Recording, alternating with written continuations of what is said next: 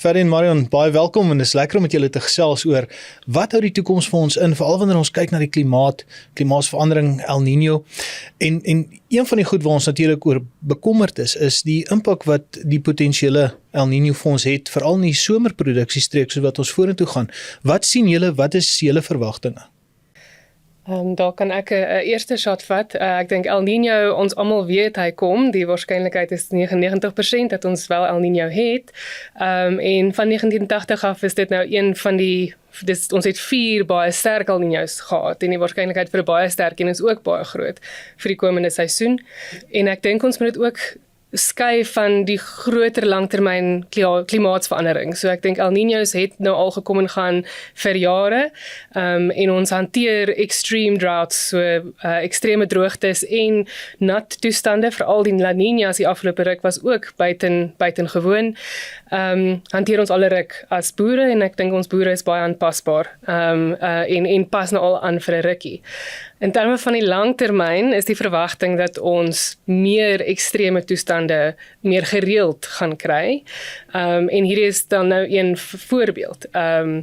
Ek dink die vraag om te vra is ons reg vir dit en wat het ons gedoen om voor te berei vir dit?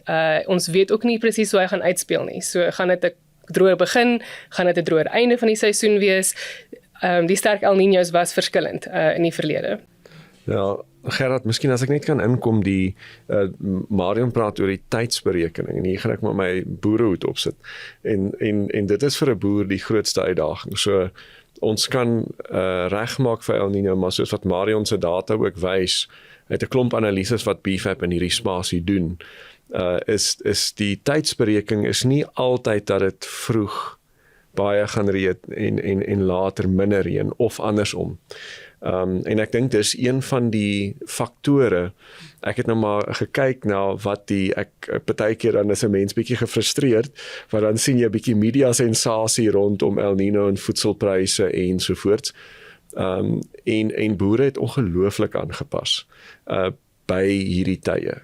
Nou Marion het verwys na die verskillende wat ons al El Niño gebeurtenisse oor die laaste 40 jaar, en hierdie ene is groot.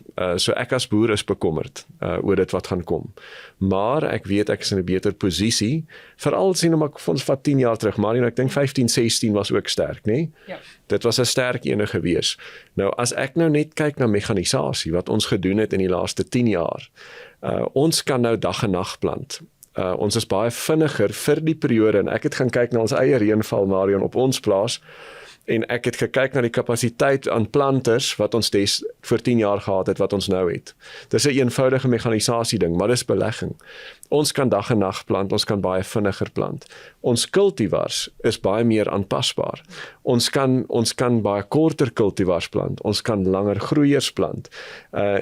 En wat ons as boere tipies gaan doen is, ons gaan miskien 'n portefeulje amper plant, soos 'n beleggingsportefeulje. Jy plant verskillende kultivars, verskillende tye om jou risiko te versprei. Maar daai klein venstertjie wat die klimaat jou gaan gee, gaan jy beweeg en jy gaan baie vinnig beweeg. Nou, klimaatsverandering is natuurlik ook een van die megatendense wat julle na kyk in die BFAP baseline. Wat sien julle daar? Hoe lyk die modelle? So as ons kyk na ons het een van die megatrends is klimaatsverandering en wat kan ons as Suid-Afrika doen in klimaatsverandering?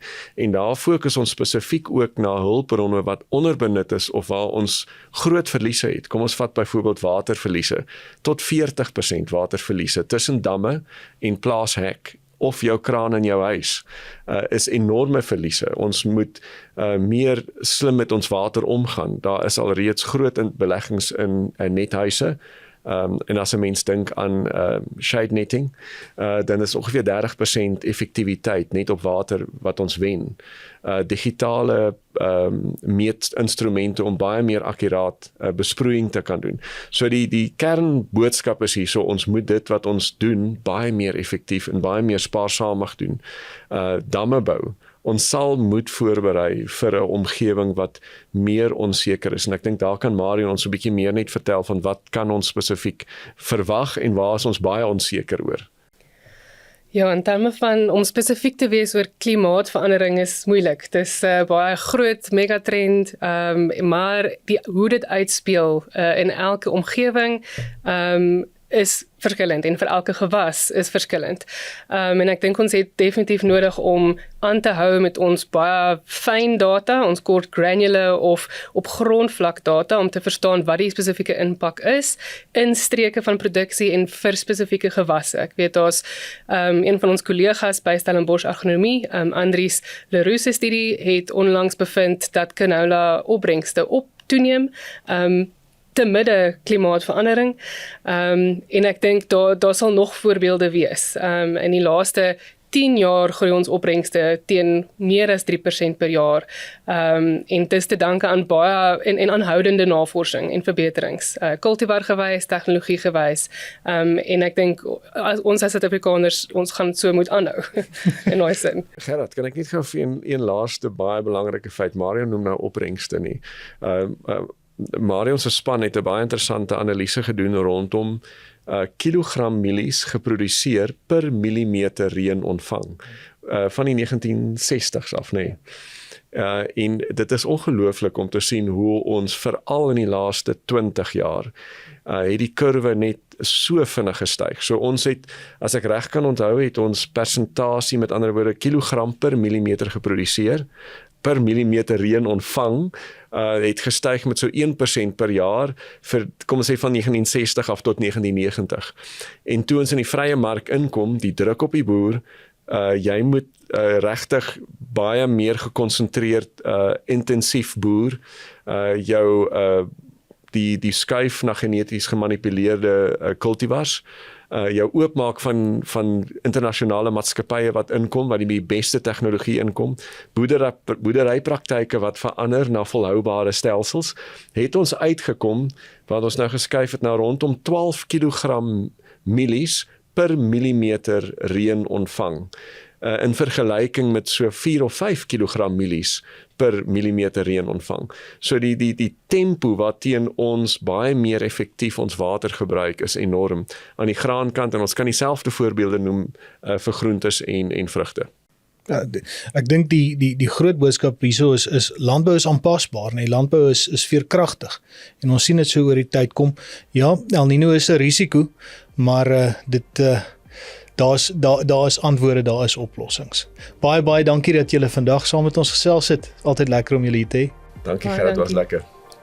So as jy meer wil uitvind van BFAP en die baseline en die ongelooflike werk wat hierdie organisasie verrig, gaan gerus na hulle webtuiste toe en gaan vind gerus meer ook daaruit.